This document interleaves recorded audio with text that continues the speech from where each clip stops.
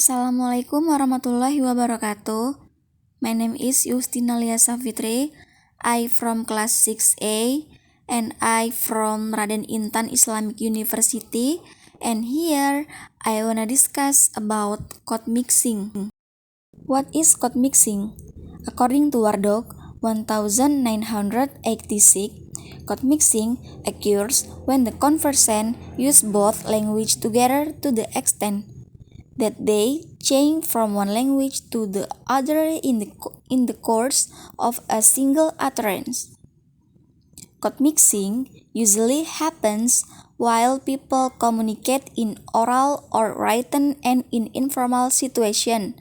In the case of code mixing, people sometimes mix two languages between particularly national and foreign language like English.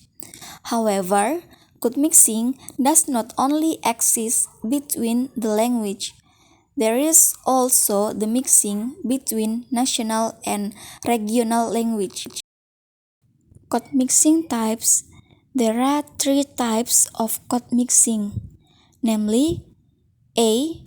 Outer code mixing.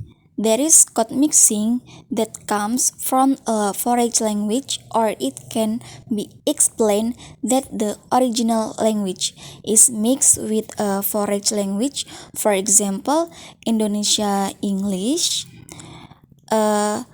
Jangan pernah insecure with other self because di mata Allah kita sama. B. Inner code mixing, namely mixing code that comes from the original language with all variation. For example, mixing Indonesia Javanese picats. Kata anak zaman sekarang, cinta itu witing tresno jalaran seko kulino. And the last, emblematic. Emblematic occurs when someone pasting text from one language into the utterance from other language, which are diversion such as oh, hello, what, and so on. For example, stop it. Ow, really talking like that. An example of code mixing, I took an example from Maudy Ayunda YouTube video entitled Ask Mood and Motivation. This video contains question and answer for people who follow Maudy Ayunda on Instagram. The question are related to motivation to achieve goals and opportunities to study abroad with the name of world-famous university. This is the video clip. Happy watching!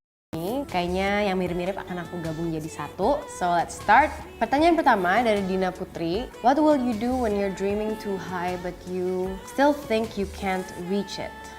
Sebenarnya kalau menurut aku there's no such thing as too high. Menurut aku semua hal patut dijadikan mimpi as long as you can foresee it. Sebenarnya yang harus diubah sih mindsetnya. Satu cara yang kamu bisa lakukan adalah gimana caranya membuat mimpi itu jadi terkesan lebih konkret gitu. One of the things that I do is actually to lay out a plan gitu. Misalnya aku punya mimpi yang ambigu itu tadi yang besar banget. Terus dari situ aku mulai break it down menjadi mimpi-mimpi kecil yang aku rasa aku bisa capai satu-satu, dan akhirnya through those small dreams aku bisa mencapai the big and impossible dream itu tadi gitu. Menurut aku dengan kita melakukan itu akhirnya mimpinya jadi nggak terasa terlalu impossible, nggak terasa terlalu besar juga gitu. So kalau masih ngerasa terlalu tinggi juga, maybe you can rethink your dream.